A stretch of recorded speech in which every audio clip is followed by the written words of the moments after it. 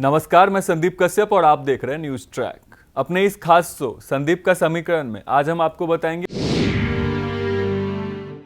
उत्तर प्रदेश के अलीगढ़ जिले की 7 विधानसभा सीटों के राजनीतिक समीकरण के बारे में। अलीगढ़ जिले की 7 विधानसभा सीट खैर, बरौली, अतरौली, छर्रा, गोल, अलीगढ़ और इगलास विधानसभा सीटों पर पहले चरणों में ही वोट डाले जाएंगे। इस बार सत्ता में वापसी की आस लगाए बैठे समाजवादी पार्टी अलीगढ़ की हर सीट पर अपना जातीय समीकरण बैठा रही है। अखिलेश यादव इस बार सभी 7 सीटों को बीजेपी की झोली से झटकने की रणनीति पर काम कर रहे हैं, लेकिन इसके लिए समाजवादी पार्टी को अपने यादव और अल्पसंख्यक वोट के अलावा अन्य वर्ग से भी थोक वोट चाहिए। वहीं बीजेपी की सरकार ने भी अलीगढ़ से सियासी समीकरण को साधने के लिए कोई कसर नहीं छोड़ी है। प्रधानमंत्री नरेंद्र मोदी ने अलीगढ़ में राजा महेंद्र प्रताप सिंह के नाम पर स्टेट लेवल यूनिवर्सिटी का शिलान्यास किया।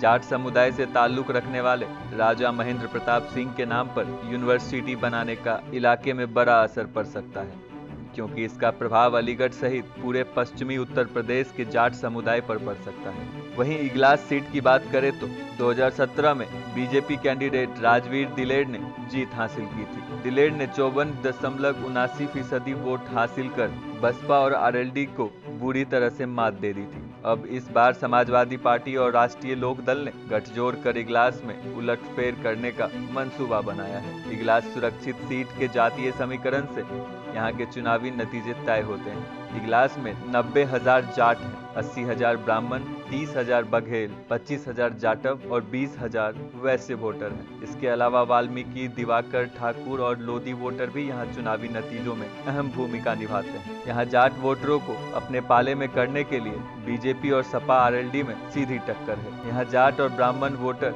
जिस पार्टी के पक्ष में गोलबंद हो गए उनकी जीत तय हो जाती है। वहीं अलीगढ़ शहर में भी 2017 के विधानसभा चुनाव में बीजेपी कैंडिडेट संजीव राजा ने जीत हासिल की थी। यहाँ सपा कैंडिडेट ने लगभग 40% वोट हासिल किया था, तो बसपा कैंडिडेट को लगभग 11% वोट मिले थे। वहीं आरएलडी कैंडिडेट को इगलास में 1% से भी कम वोट हासिल किया था। यानी इस बार भी समाजवादी पार्टी को इगलास में अपने दम पर ही चुनाव लड़ना होगा। अलीगढ़ शहर में 90,000 मुस्लिम, 80,000 वैश्य, 22,000 ब्राह्मण, 18,000 क्षत्रिय और 30,000 जाटव वोटर हैं। इसके अलावा 21,000 कोड़ी, 11,000 वाल्मीकि और 6,000 जाट वोटर भी अलीगढ़ सिटी के चुनावी नतीजों का रुख मोड़ सकते हैं। वहीं अनुसूचित जाति के लिए आरक्षित खैर सीट पर 2017 के विधानसभा चुनाव में बीजेपी कैंडिडेट अनूप वाल्मीकि ने जीत हासिल की थी।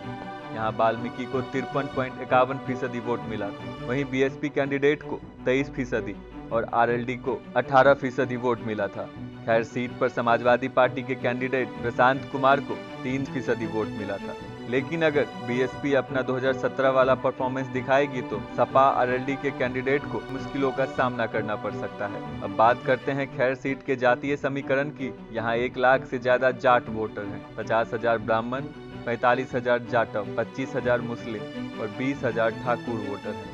जाट, ब्राह्मण और जाटव वोटर जिस पार्टी का साथ देंगे उस पार्टी के कैंडिडेट की दावेदारी खैर में मजबूत हो सकती है। वहीं अलीगढ़ जिले की बरौली सीट पर 2017 में बीजेपी कैंडिडेट दलवीर सिंह ने 53% से ज्यादा वोट हासिल कर जीत दर्ज की थी। बीएसपी कैंडिडेट को यहां से लगभग 37%, तो कांग्रेस कैंडिडेट को 7% वोट मिला था।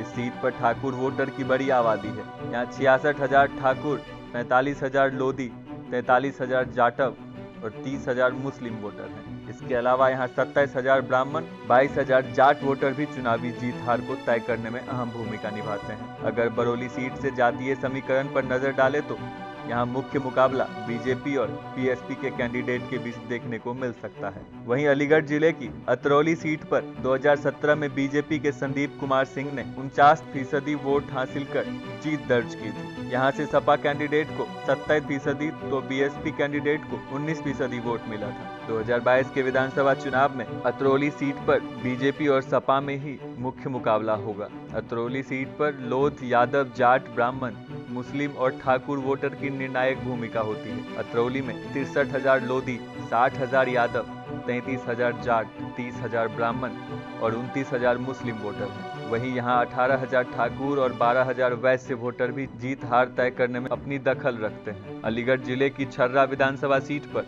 2017 में बीजेपी के रविंद्र पाल सिंह ने 48% वोट हासिल कर जीत दर्ज की थी। यहां से सपा कैंडिडेट को 23% और बीएसपी कैंडिडेट को 23% वोट मिला था।